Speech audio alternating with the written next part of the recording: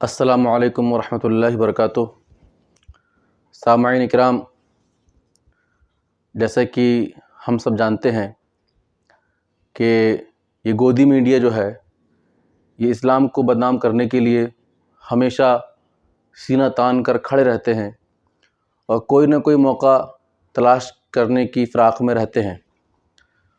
تو ایسے ہی کچھ لوگ ان لوگوں کو مل جاتے ہیں جو نہ خود اسلام کو سمجھ پائے، نہ اس سے محبت کر پائے، بلکہ اس پہ اعتراض کرنے لگ جاتے ہیں۔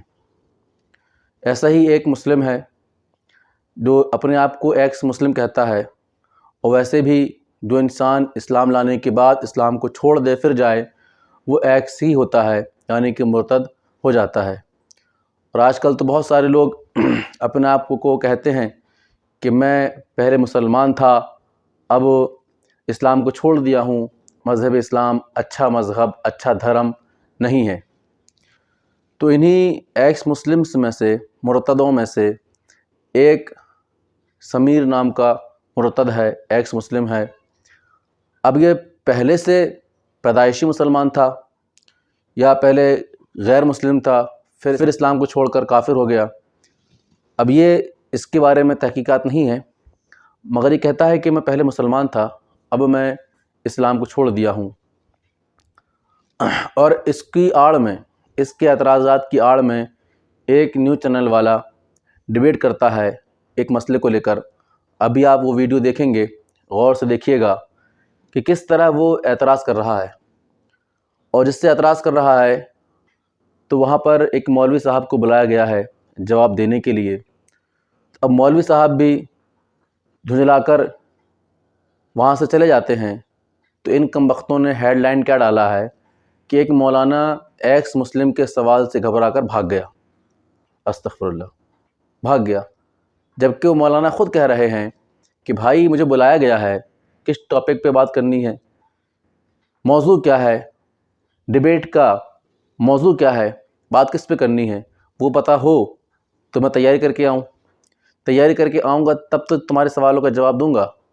اب اچانک سے بلا لو گے، بحث کرو گے، چیخ پکار کرو گے، نوچو گے، تو میں جواب کیسے دوں گا؟ اسی لیے وہ مولانا صاحب چلے جاتے ہیں ڈیبیٹ کو چھوڑ کر۔ ہمیں معلوم نہیں تھا کہ آپ یہ اور مجھے لگتا نہیں کہ آپ جواب دینے بھی آئے ہیں، آپ صرف تہمتیں لگانے آئے ہیں۔ اچانک مجھے بلایا ہے، مجھے بتایا ہی نہیں، یہ گفتگو ہونی کس پر ہے؟ مجھے تو بتایا تھا کہ اسلام اور گوماس پر آپ کو بات چیت کرنی ہے، مجھے نہیں معلوم تھا اس پر بات چیت ہوگی، ورنہ اس کی تیاری کر کے آپ سے میں بات کرتا یہاں پر۔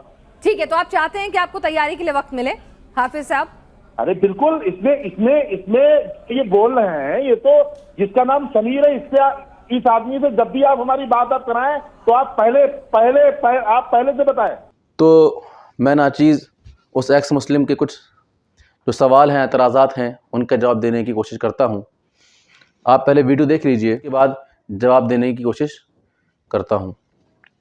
قرآن کی آیا سورہ احزاب سورہ نمبر 33 کی آیا نمبر 40 کیا کہتی ہے؟ ما کان محمد ابا احد من رجالکم ولکن رسول اللہ وخاتم النبیین۔ محمد تم میں سے کسی بھی مردوں کا باپ نہیں ہے۔ تو مجھے ایک چیز سمجھنے دیجئے، اگر محمد صاحب کسی مرد کے باپ نہیں ہے تو ان کی 11 بیویاں ہماری ماں کیسے؟ میں نے پوچھا اگر محمد صاحب ہم میں سے کسی کے باپ نہیں ہیں تو ان کی 11 بیویاں ہماری امی کیسے ہوئی؟ ان کی جو 11 بیویاں ہیں ان کو ہم امی نہیں کہیں گے، کیا کہیں گے بتائیں گے؟ آپ کیوں کہیں گے جب آپ کے باپ نہیں ہے محمد؟ جب محمد صاحب آپ کے باپ نہیں تو پھر آپ ان کی بیویاں آپ کی ماں کیسے ہوئی؟ ان کی بیویاں ہماری ماں ہیں۔ آپ نے سنا کہ وہ اعتراض کر رہا ہے قرآن کی آیتوں کے اوپر، کہ قرآن میں اللہ فرماتا ہے، سورہ احزاب میں آیت نمبر 40 میں فرماتا ہے کہ ما کان محمد ابا احد من رجالکم ولکن رسول اللہ وخاتم النبیین۔ اس کا ترجمہ یہ ہے کہ اللہ فرماتا ہے کہ یہ محمد صلی اللہ علیہ وسلم تم میں سے کسی بھی مردوں کے باپ نہیں ہیں، کسی بھی مرد کے باپ نہیں ہیں، ہاں یہ رسول ہیں اور تمام نبیوں کے آخر میں تشریف لانے والے آخری نبی ہیں، آخری رسول ہیں۔ اللہ فرما دیا کہ یہ نبی، یہ محمد کسی بھی مرد کے باپ تم میں سے، یہ محمد تم میں سے کسی بھی مرد کے باپ نہیں ہے۔ اب اسی سورہ کی آیت نمبر 6 میں شروع میں ہی اللہ فرماتا ہے کہ النبی اولا بالمؤمنین من انفسہم وازواجہ امہاتہم، یعنی کہ یہ نبی مسلمانوں کی جان سے بھی زیادہ ان کے مالک ہیں، اور ان کی بیویاں یعنی نبی کی بیویاں تمام مسلمانوں کی مائیں ہیں۔ اب یہاں دو آیتیں ہیں، اسی پہ وہ سمیر اعتراض کر رہا ہے کہ ایک طرف جب اللہ نے فرما دیا کہ یہ محمد کسی کے بھی باپ نہیں ہے، تو ظاہر سی بات ہے کہ ان کی بیویاں کسی کی ماں نہیں ہوئی، مگر دوسری جگہ اللہ نے فرما دیا کہ یہ محمد کی بیویاں تمام مسلمانوں کی مائیں ہیں، تو ظاہر سی بات ہے جو عورت کسی کی ماں ہو تو اس کا شوہر بھی کسی نہ کسی کا باپ ہوگا، ضرور ہوگا، بات صحیح بھی ہے۔ تو اس کے کہنے کے مطابق کہ جب اللہ کے رسول کی بیویاں تمام امت کی مائیں ہیں تو حضرت محمد مصطفیٰ بھی تمام امت کے والد ہوئے، مگر اللہ آگے فرماتا ہے کہ وہ کسی کے باپ نہیں ہیں۔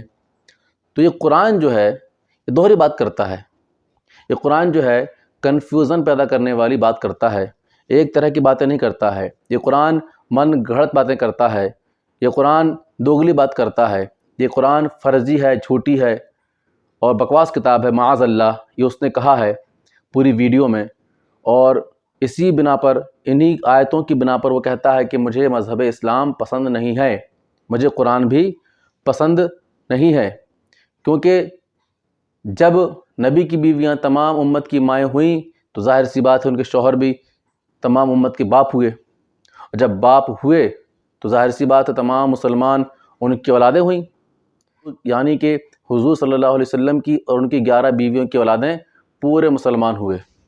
یہ اس طرح کے اعتراضات کر رہا ہے۔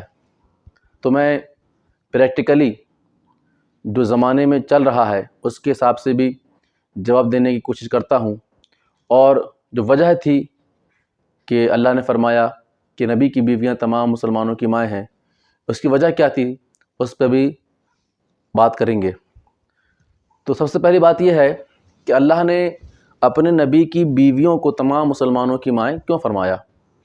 اس کی وجہ یہ ہے کہ صحابہ کرام یعنی اللہ کے رسول کے جو ساتھی تھے، انہوں نے دیکھا کہ اللہ کے رسول صلی اللہ علیہ وآلہ وسلم کا آخری وقت قریب ہے، بیماری حد سے زیادہ بڑھ گئی ہے، تو کچھ صحابی رسول نے سوچا کہ جب ہمارے آقا کا وصال ہو جائے گا تو ان کی بیویاں ودوا ہو جائیں گی، تو کیوں نہ ہم ان سے نکاح کر لیں تاکہ ہم ان کی بہتر سے بہتر دیکھ بھال کر سکیں، ان کا خیال کر سکیں اور ان کا ادب احترام کر سکیں۔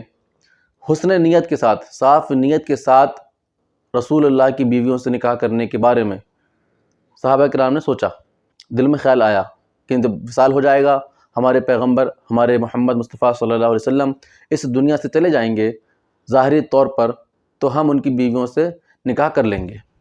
تو اللہ تعالیٰ نے صحابہ کرام کے دل کی بات کو دور کرنے کے لیے فرمایا کہ خبردار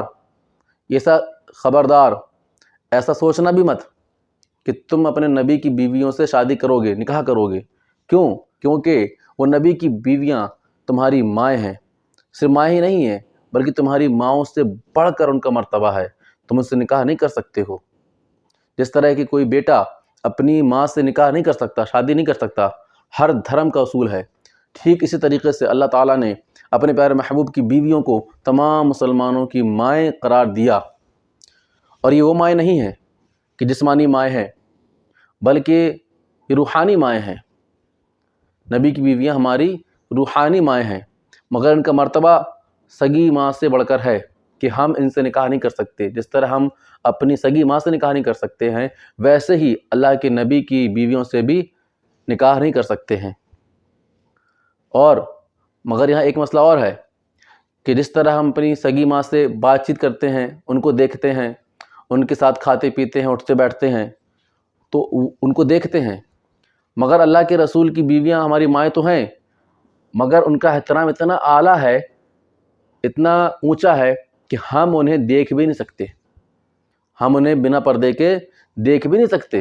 جیسا کہ ہم اپنی ماں کو دیکھ سکتے ہیں، وہ ہماری محرم ہے، مگر نبی کی بیویاں ہمارے لیے غیر محرم ہیں، ہم ان کو دیکھ سکتے نہیں ہیں۔ اسی لیے اللہ تعالیٰ نے فرمایا کہ میرے نبی کی بیویاں تمہاری مائیں ہیں۔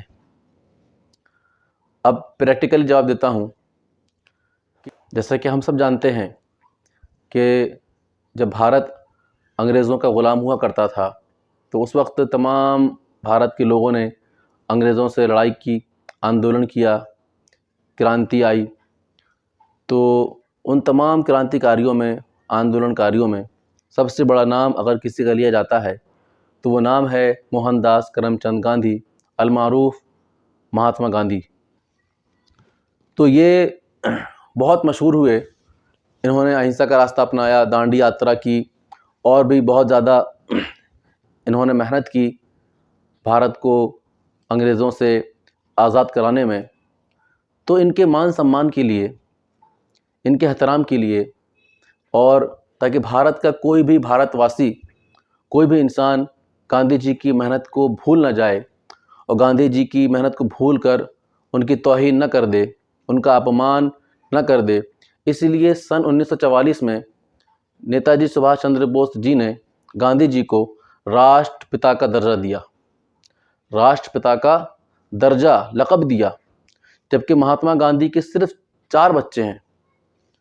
پہلے بچے کا نام ہری لال ہے، دوسرے بیٹے کا نام منی لال ہے، تیسرے بیٹے کا نام رام داس ہے، چوتھے بیٹے کا نام دیوداس ہے۔ اور ان چاروں بیٹوں سے گاندھی جی کے ابھی تک سن 2022 تک کل 154 اولادیں ہوئی ہیں، یعنی کہ کل 154 ونشج والے گاندھی جی کو نیتا جی سبھاش چندر بوس نے راشٹر پتا کا درجہ دے دیا۔ راشٹر پتا سمجھتے ہیں؟ مطلب پورے راشٹر کا پتا، یعنی کہ جو راشٹر میں جتنے لوگ رہتے ہیں تمام لوگوں کا پتا کون؟ مہاتما گاندھی۔ ظاہر سی بات ہے جب وہ راشٹر پتا ہیں تو ان کی بیوی کستوربا گاندھی راشٹر ماتا ہوئیں۔ تو کیا یہ راشٹر پتا اور راشٹر ماتا ہیں تو کیا پورے بھارت کے لوگ، کروڑوں لوگ، ان کی اولادیں ہو گئی ہیں، ان کے بچے ہو گئے ہیں؟ نہیں، ایسا بالکل نہیں ہے، بلکہ راشٹر پتا کا جو لفظ ہے، سمان ہے، لقب ہے، یہ ان کو صرف احترام کے لیے دیا گیا ہے تاکہ کوئی ان کی گستاخی نہ کر سکے، اپمان نہ کر سکے، اس لیے دیا گیا ہے، نہ کہ اس لیے کہ یہ تمام بھارت کے لوگوں کے، تمام مردوں کے، عورتوں کے، بچوں کے باپ ہیں اور ان کی بیوی ماتا ہے۔ ایسا نہیں ہے، صرف سمان کے لیے ان کو کہا گیا ہے۔ ٹھیک اسی طریقے سے اللہ نے اپنے پیارے حبیب کی بیویوں کی عظمت کو اور بڑھانے کے لیے، اور کسی مسلمان کے دل میں ان کے خلاف یا ان کے بارے میں کوئی بری بات نہ آئے، اگر کوئی مسلمان اپنے نبی کی بیویوں کے بارے میں سوچے گا، بولے گا، اور ذرا سا بھی کچھ خیال آ گیا ایک عورت کے تعلق سے، اگر کچھ بھی ان کے جسم کو لے کر یا ان کی کسی واقعے کو لے کر یا ان کے سفر کو لے کر یا ان کے گھر میں رہنے کو لے کر، کسی بھی بات کو لے کر اگر ذرا سا بھی برا خیال آ گیا تو مسلمان گناہ گار ہو جائے گا۔ تو اللہ تعالیٰ نے اپنے پیارے محبوب کی امت کو اس گناہ سے بچانے کے لیے صاف طور پر فرما دیا کہ اے لوگو، میرے نبی کی بیویاں تمام مسلمانوں کی مائیں ہیں۔ سوچ لو، جب بھی اپنے نبی کی بیویوں کے بارے میں سوچو، بولو، ان کا تذکرہ کرو، ان کی شان میں شعر کہو، ان کی شان میں تقریر کرو، ان کا ذکر کرو، جب بھی ذکر کرو، جب بھی ان کا نام لو تو سب سے پہلے اپنی ماں کے بارے میں سوچو۔ کیا تم اپنی ماں کے بارے میں برے خیالات، بری سوچ لا سکتے ہو؟ نہیں۔ جب تم اپنی ماں کے بارے میں برا نہیں سوچ سکتے ہو، برے خیالات لے کے نہیں آ سکتے ہو، تو سمجھ جاؤ کہ تمہاری ماں سے بڑھ کر بھی نبی کی بیویاں تمہاری مائیں ہیں۔ تو اے لوگو، جب بھی ان کے بارے میں سوچو، بولو، خیال کرو، تو اپنی ماں سے بڑھ کر، اپنی ماں کی پاکیزگی سے بڑھ کر ان کا خیال کرو ان کی عزت کا، ان کے رتبے کا، ان کے مرتبے کا، ان کی شان کا خیال کرو، اس کے بعد سوچو، بولو، تذکرہ کرو، کہیں ایسا نہ ہو کہ تم گنہگار ہو جاؤ۔ اب ظاہر سی بات ہے کہ جن عورت کا مرتبہ اتنا بلند ہے تو سوچئے ان کے شوہر کا مقام کتنا اونچا ہوگا، ان کے شوہر کا مقام کتنا اعلیٰ ہوگا۔ اسی لیے اللہ تعالیٰ نے فرمایا کہ میرے نبی کی بیویاں تمام مسلمانوں کی مائیں ہیں۔ وآخر دعوانا ان الحمد للہ رب العالمین۔ السلام علیکم ورحمۃ اللہ وبرکاتہ۔